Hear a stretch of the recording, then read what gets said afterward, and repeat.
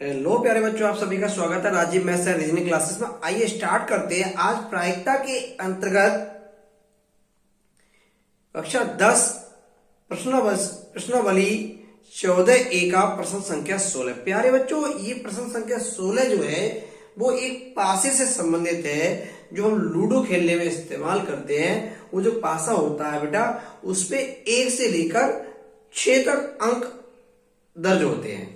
किसी भी पासे को अगर लें तो 1 से लेकर 6 तक संख्याएं उस पर अंकित होती है ना। उसी पासे से संबंधित ये प्रश्न है बेटा प्रायिकता का, और बोर्ड परीक्षाओं में ये बहुत बार पूछा गया प्रश्न है। प्यारे बच्चों, बोर्ड परीक्षा में अगर आप बैठ रहे हैं 2026 के लिए, तो आप ऐसे प्रश्नों को जरूर रिवाइज करके तभी परीक्षा में जाएं, क्योंकि ऐसे प्रश्न जो है अक्सर परीक्षाओं में पूछे जाते रहे हैं। ये भी कई बार पूछा गया प्रश्न है, इसलिए हमने इसे लिखा है वेरी आईएमपी, मतलब बहुत महत्वपूर्ण प्रश्न है ये।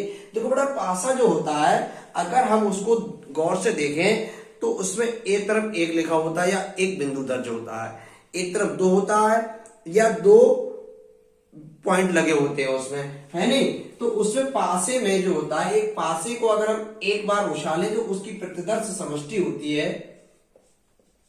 एक पासे को एक बार उछालने पर प्रतिदर्श समष्टि जो होगी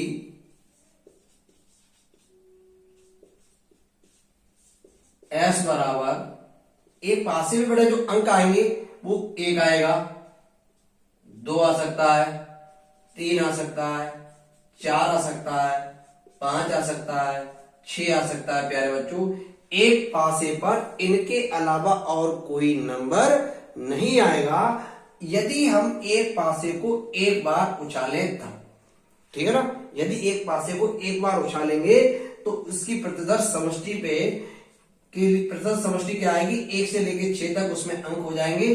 तो इसमें अनुकूल जो परिणाम हो जाएंगे वो अलग अलग रहेंगे अलग अलग संख्याओं के लिए, लेकिन कुल परिणामों की संख्या जो होगी, कुल परिणाम जो होंगे, कुल परिणामों की संख्या बड़ा 6 हो जाएंगे, ठीक है ना। एक पासे के लिए कुल परिणाम 6 होंगे। अगर हम 2 पासों को उछालें तो उसके कुल परिणाम 36 होते हैं। वो भी अगले वीडियो में हम बताएंगे आपको। देखो, एक पासे को अगर उछालेंगे तो 1 से लेकर 6 तक उछालने का मतलब, एक पासे को एक बार ऐसे उछाला, फिर देखेंगे तो ऊपर या तो बेटा 1 आ सकता है, या 2 आ सकता है, या 3 आ सकता है, 4 आ सकता है, ऊपर 5 आ सकता है, या 6 आ सकता है। इनके अलावा कोई दूसरा नंबर नहीं आएगा। तो अब हमसे पूछ रहा है कि इसकी क्या प्रायिकता होगी कि जो पासा है उसकी एक अभाज्य संख्या आ जाए। एक अभाज्य संख्या आने की प्रायिकता पूछ रहा है, तो इसमें से अभाज्य संख्याएं लिख लेंगे।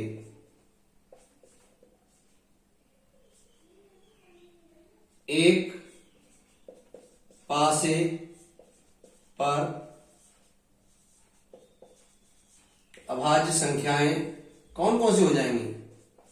देखो बेटा, एक पासे पर जो अभाज्य संख्या होंगी, सबसे पहली सम संख्या 2, सबसे पहली अभाज्य संख्या भी 2 ही होती है। इस बात को अच्छे से याद रखिए। सबसे पहली अभाज्य संख्या 2, तो ठीक है। फिर 3, ये भी किसी से नहीं कटेगा। जो संख्या है स्वयं और 1 के अलावा किसी से ना कटे वो अभाज्य हो जाएंगी।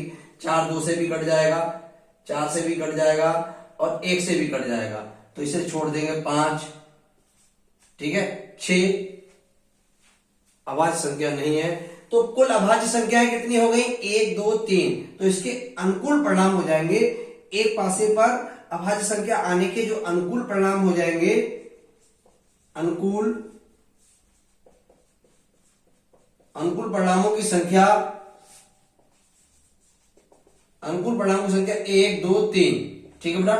तो इसकी प्रायिकता निकालेंगे कि अगर हम पासे को उछालेंगे तो ऊपर एक अभाज्य संख्या आए, इसकी क्या प्रायिकता होगी। तो इसकी प्रायिकता हो जाएगी, प्रायिकता का फार्मूला होता है बेटा अनुकूल परिणाम बटे कुल परिणाम। तो अनुकूल परिणाम हो जाएंगे 3, ठीक है। अनुकूल परिणाम हो जाएंगे 3 और कुल परिणाम कितने हो जाएंगे 6। इसे भाग कर देंगे 3 एकम 3, 3 एकम 3, 3 दूनी 6, तो 1/2 आपका इसका आंसर आ जाएगा। एक पासे पर अभाज्य संख्या आने की जो प्रायिकता हो जाएगी 1/2 हो जाएगी। प्रश्न नंबर 2 को करते हैं इसी के सेकंड पार्ट को। क्या कर रहे हैं, 2 और 6 के बीच स्थित कोई संख्या एक पासे पर 2 और 6 के बीच स्थित